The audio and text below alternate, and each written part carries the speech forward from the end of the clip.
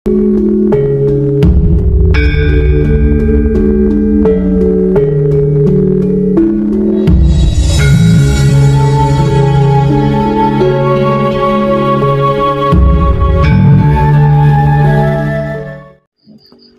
yang dari Makassar, Daeng siapa? Kok Makassar? Mana? Sulawesinya mana? Sulawesi Utara, Kota Mobagu. Mobagu. Iya. Kalau di sana Daeng atau apa itu? Enggak, di sana ada marganya Pak kalau di sana. Kalau Daeng itu Sulawesi Selatan. Ya, ya. Kalau Mobagu apa itu? Kota Mobagu biasa aja, cuma ada marganya seperti. Jadi Pak saja ya? Iya. Cuma Pak saja gitu? Iya, Pak saja. Pak siapa? Pak Rusdin. Pak Rusdin. Ya. Berarti Pak Rusdin belum praktek ya di rumah? Belum. Cuma tahu nyimak sebentar terus nekat ke sini itu. Iya. Soalnya saya pikir-pikir kalau saya praktik sendiri nanti salah gitu. Walaupun dibaca di YouTube juga saya tidak yakin begitu. Kurang yakin gitu. Iya. Ya enggak apa-apa lah. Yang penting mau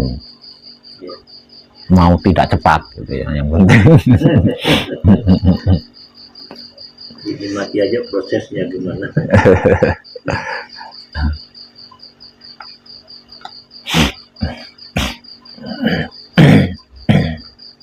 Kebanyakan orang terlebih lagi baru nonton ya, baru nonton sebentar, itu kebanyakan orang menganggap apa yang sedang saya kaji ini adalah Jawa. Kok bisa Bapak yang dari Kota Mobagu, dari Sulawesi, kok bisa tertarik sama Jawa? Apa enggak menganggap Jawa? Iya, enggak. Apa itu yang membuat Bapak tertarik itu? Tentang apanya itu? Karena saya sudah lama mencari sebetulnya itu Pak. Tapi itu saya cari itu yang dikatakan itu di dalam Quran alastu birabbikum itu. Tidak ketemu lalu syariat tidak bisa lagi. Syariat juga nggak bisa ketemu. Terus saya baca ini, inilah jawabannya ya. Lintas agama seperti ini. Bukan lintas agama sebenarnya. Jawabannya itu bukan lintas agama, tapi jawabannya itu kemerdekaan hidup. Iya. Kemerdekaan hidup. Lebih tepatnya itu. Kemerdekaan ya. Iya. Lebih tepatnya adalah kemerdekaan hidup. Iya, karena kan siapa saja kan boleh. Iya, kemerdekaan. Oh, bukan lintas agama ya. Iya, bukan. Kemerdekaan. Iya, kemerdekaan. Karena kebebasannya itu ya. Iya, itu yang menjadikan bisa bertemu dengan jawaban yang Bapak cari itu. Iya.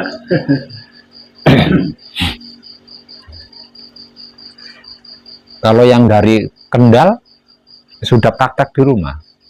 Sudah, ya. Yang dari Mojokerto juga sudah? Baru menghafal. Oh, baru menghafal. Berarti panjenengan belum praktek di rumah, kan sama seperti bapaknya ini ya. Nah, kalau yang dari Bali sudah? Sudah. Tapi sebenarnya itu enggak terlampau penting sih ya. Mau dari awal atau dari nol atau sudah menyelesaikan dasarnya di rumah, itu enggak terlampau penting. Yang penting itu mau mengalami prosesnya gitu. Kalau dari nol kan prosesnya lama ya kan, kalau dari nol. Nah, kalau dasarnya sudah diselesaikan di rumah kan prosesnya sebentar. Itu yang terpenting itu mau itu gitu. Udah dari awal bermula dari nol, minta cepat karena ada pekerjaan, karena nah ini yang gawatnya kan itu. Ada juga yang sudah menyelesaikan dasarnya dari rumah karena pernah mendengar butuh 4 hari saja kalau dasarnya sudah diselesaikan di rumah. Saya hanya butuh 4 hari saja untuk menemani. Tapi perjalanan 1 hari 1 malam dari rumah itu udah dihitung itu. udah dihitung. Ada yang seperti itu. Nah, ini yang sebenarnya hal-hal yang sepele seperti itu loh Pak, yang selama ini menjebak kita itu adalah hal-hal yang seperti itu. Tapi panjenengan semua ndak gagal paham kan menerima informasi dari saya? Enggak ya? Nah, soalnya gini, soalnya itu tadi karena kita sudah terbiasa di situ gitu. Terbiasa dengan hal-hal yang remeh yang barusan saya katakan tadi itu lah. Dengan itu. Nah. Jadi kalau sampai gagal paham kan itu kan bisa menimbulkan kecewa.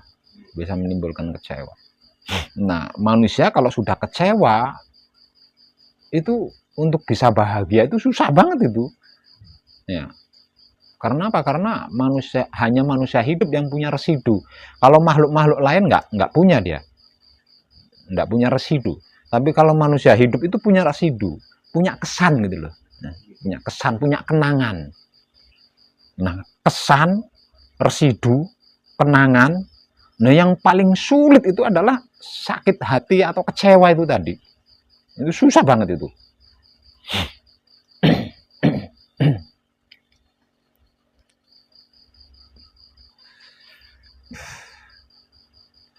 Nah, kalau panjenengan tidak salah paham dengan apa yang saya informasikan ya, kok berani ke sini, berarti pentol jenengan, berarti jempol jenengan. Kalau panjenengan tidak salah paham, berani datang ke sini, berarti luar biasa. Dan itu alasan yang lebih dari cukup buat saya. Ya. Kalau panjenengan bersungguh-sungguh gitu loh. Itu alasan yang sudah lebih dari cukup buat saya bahwa panjenengan di dalam mengkaji itu bisa bersungguh-sungguh. Soalnya yang nyaris tidak pernah dikaji oleh manusia hidup itu apapun keyakinannya itu ya. Apapun keyakinannya. Yang nyaris tidak pernah dikaji itu adalah tentang laku murni raganya dan laku suci jiwanya. Jadi manusia hidup itu hanya punya dua laku saja. Karena manusia hidup itu terdiri dari dua hal. Manusia hidup itu terdiri dari dua hal, yaitu jiwa dan raga atau raga dan jiwa. Dikarenakan manusia hidup terdiri dari dua hal, yaitu jiwa raga, maka lakunya manusia hidup juga hanya ada dua. Murni dan suci. Murni raganya, suci jiwanya. Ini nyaris tidak dilakukan oleh hampir setiap manusia hidup. Nyaris tidak pernah dilakukan. Apapun itu loh ya. Apapun itu agamanya, apapun itu keyakinannya.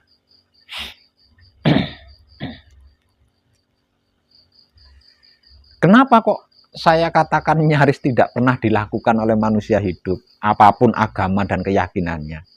Karena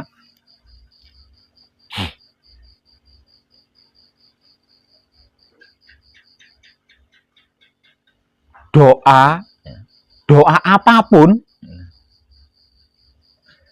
apapun yang kita lakukan itu doa kelas bisnis. Sistemnya cari keuntungan.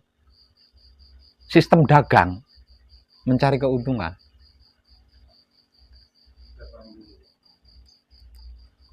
Lah,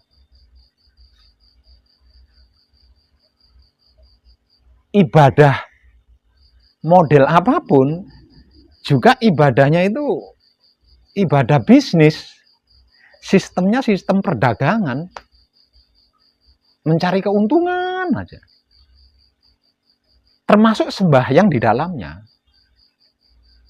Sembahyang apapun itu kelasnya kelas bisnis, sistemnya sistem perdagangan. Nah, kalau sudah seperti itu, kapan murninya raga? raga kita ini kapan murninya?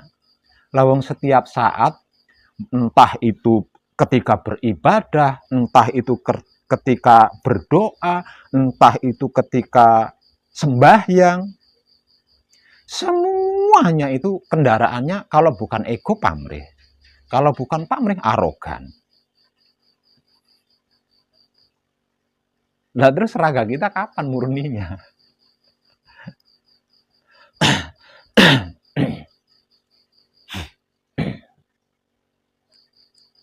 Kalau tidak berbisnis, kalau tidak menggunakan sistem dagang, sistem mencari keuntungan, enggan, bahkan males, nggak mau melakukan. Nah, kita dulu itu seperti itu. Panjenengan termasuk saya seperti itu. Maka itu dilakukan seumur hidup. Seumur hidup.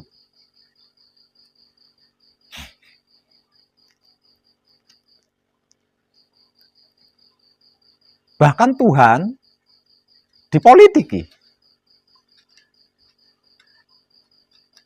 Kalau tidak berpolitik keyakinan kepada Tuhan, berpolitik adat sama Tuhan.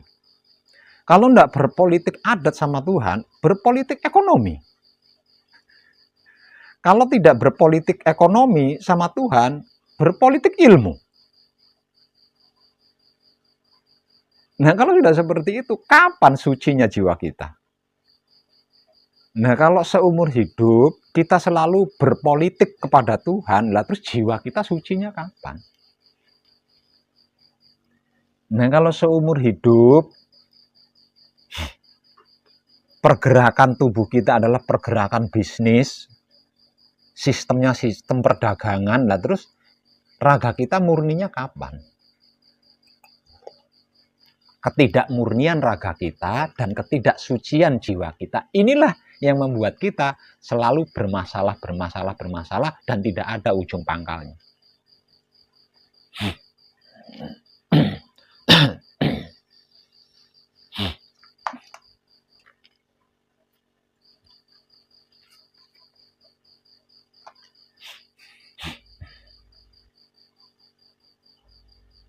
Bisnis dengan sistem perdagangan. Seperti apa Pak Web? Mungkin panjenengan belum begitu klik apa yang saya maksud. Panjenengan paham, saya yakin jenengan paham. Tapi saya juga yakin jenengan kurang klik di situ.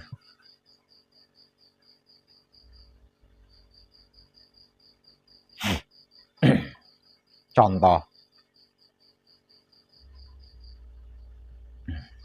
kita berawal dari muslim kan? Ada yang non-muslim? Ada.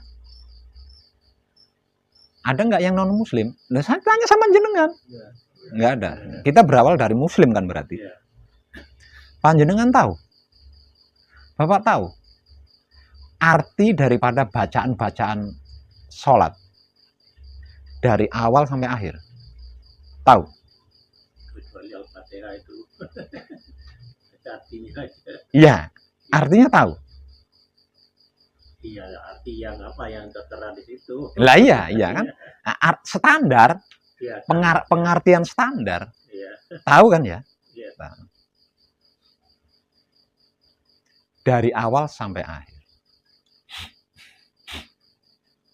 Kalau panjenengan tahu, berarti panjenengan paham bahwa sholat kita dari awal sampai akhir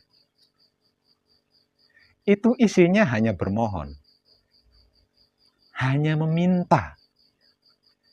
Iya enggak? Selesai sholat masih ditambah lagi. Ya Allah, hindarkan aku dari mara bahaya. Dekatkan aku dengan rezeki. kalau punya kerjaan atau punya dagangan, dagangannya dikaitkan. Lariskan daganganku sehingga aku mendapat keuntungan yang berkah.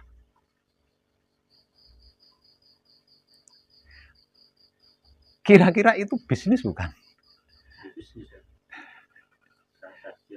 Kira-kira itu sistem perdagangan nggak? Mengharapkan imbalan. Karena kita muslim jadi kita berbicara muslim ya, tapi non muslim juga sama gitu, sama seperti itu sama. Jadi ini ya, mencari keuntungan terus. Ibadah, bentuk ibadah apapun yang kita lakukan itu kita selalu mencari keuntungan di situ. Jadi kita itu terkesan menjual bentuk ibadah kita kepada Tuhan, dan Tuhan membelinya dengan apa yang kita inginkan, apa yang kita mau. Dan banyak seperti itu. Semua, bisa saya katakan semua seperti itu ya. Jadi bentuk ibadah kita itu kita jual sama Tuhan, dan Tuhan harus membelinya dengan apa yang kita mau. Ini loh, selama ini loh kita itu seperti itu sama Tuhan ya. Aneh nggak gitu?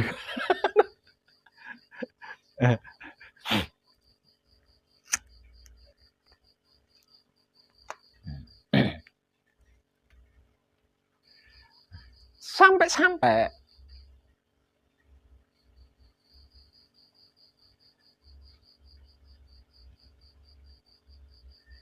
menjalankan rukun iman yang kelima saja itu harus apa? Hasil daripada menjalankan rukun iman yang kelima ini, rukun Islam yang kelima ini harus apa? Harus dicantumkan di nama bagian depan.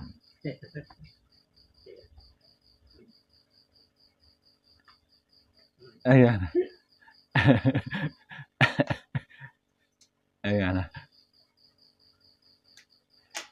Nah, kalau sudah seperti itu, kapan murninya raga kita ini, murninya kapan?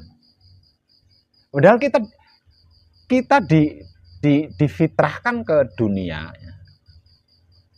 diutus ke dunia, dilahirkan ke bumi, itu dalam keadaan murni loh, tanpa apa-apa loh, tanpa titel, tanpa pokoknya apa, nggak ada, murni, benar-benar murni, benar-benar asli, orisinil.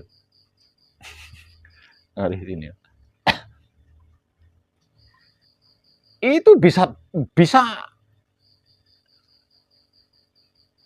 bertarung loh itu. Kalau sampai hasil menjalankan rukun Islam kelima ini tidak disebutkan di bagian depan namanya, bisa berantem loh itu. Bisa berantem loh.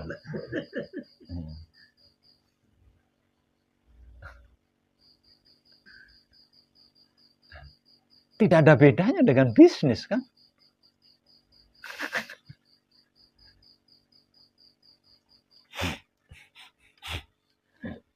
Nah, selama ini kita itu seperti itu. Selama ini kita itu seperti itu.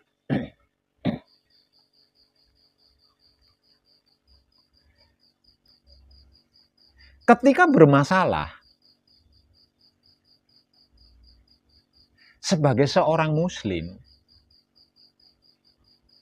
kan diharamkan mencari solusi kepada dukun, diharamkan kan. Sebagai seorang muslim, ketika bermasalah, mencari jalan keluar kepada dukun, itu kan diharamkan. Harus ketemu kiai, mencarinya harus kepada kiai, mencari solusinya harus kepada kiai, meminta solusinya harus pada kiai, minimal ustadz. Kira-kira gitu enggak? Soalnya dulu saya pernah mengalami itu, makanya saya bisa ngomong, saya pernah mengalami itu. Ya. Gitu kan? Setelah ketemu ustadz, setelah menemui kiai, kiai atau ustadz sudah pasti akan memberikan solusi ketika didatangi oleh sesama muslim yang sedang bermasalah.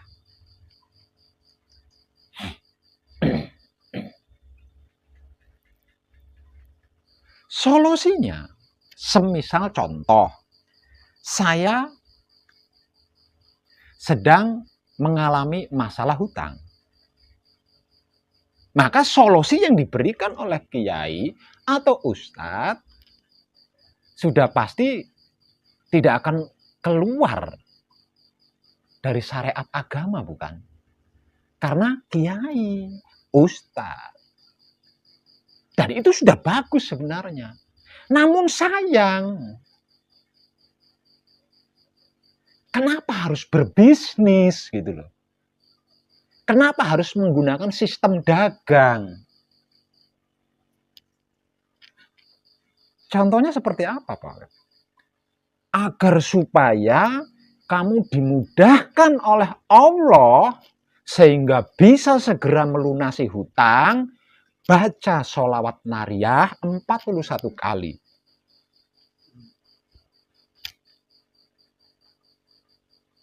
Atau baca surat Al-Ikhlas 21 kali. Terus secara istiqomah.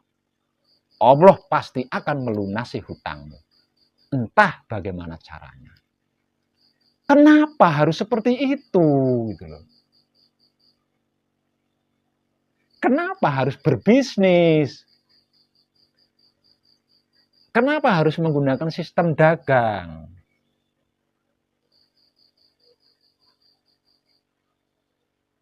Kalau tidak dengan kata-kata, nanti hutangmu akan lunas. Males membaca sholawat nariyah kan?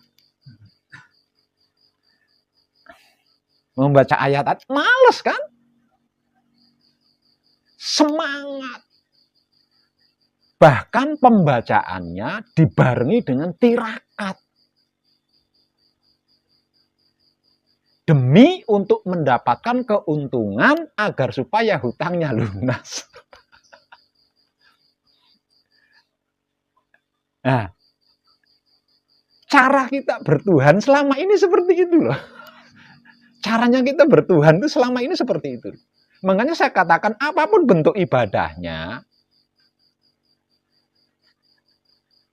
apapun bentuk doanya, adalah bisnis dengan sistem dagang. Apapun itu. Bahkan ketika melakukan ritual, nah ini kata-kata ritual ini banyak yang belum paham loh. Ya. Mayoritas orang memaknai bahwa ritual itu kan memuja setan, itu ya kan, memuja setan, menyediakan sesaji-sesaji di di pinggir pantai, di gunung, di gua. Itu menurut kebanyakan orang itu adalah arti daripada ritual. Padahal ritual itu adalah bentuk menyembah Tuhan. Termasuk sholat itu ritual. Nah, sholat, sembahyang itu ritual. Ya. Lah kebanyakan orang kan yang mengartikan ritual itu kan yang berbaur mistis gitu kan, berhubungan dengan setan-setan. Padahal enggak, ritual itu adalah perilaku atau perbuatan menyembah Tuhan lah. Apapun bentuknya, termasuk sholat, termasuk sembahyang. Bahkan ketika melakukan ritual, semakin mewah ritualnya, semakin mahal ritualnya, semakin lama ritualnya, semakin banyak berkah atau anugerah yang akan kita dapatkan dari Tuhan. Apa enggak bisnis tuh? Sistemnya apa enggak sistem dagang tuh?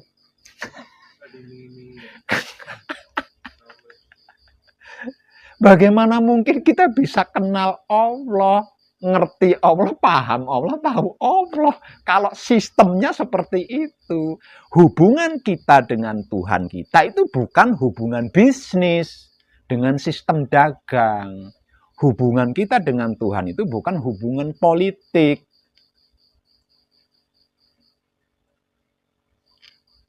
Apa enggak? Gawat.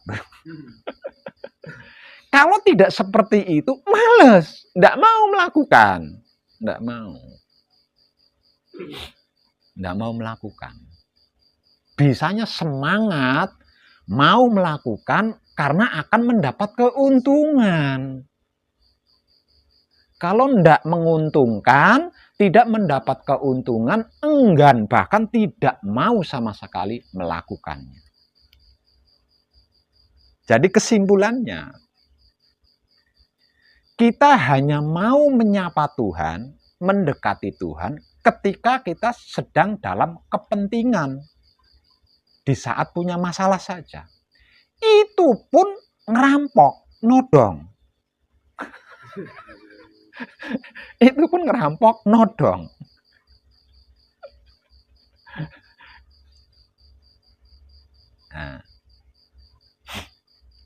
Nah, panjenengan berani datang ke sini. Ikut pengkajian bersama saya. Berarti panjenengan siap meninggalkan semua itu.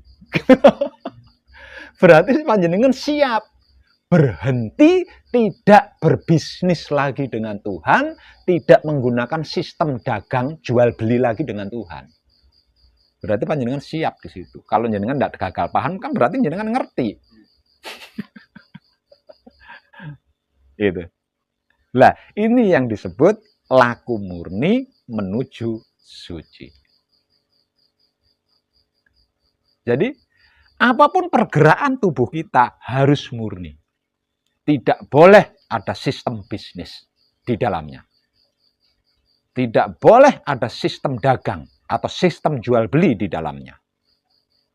Dan tidak boleh ada politik di dalamnya.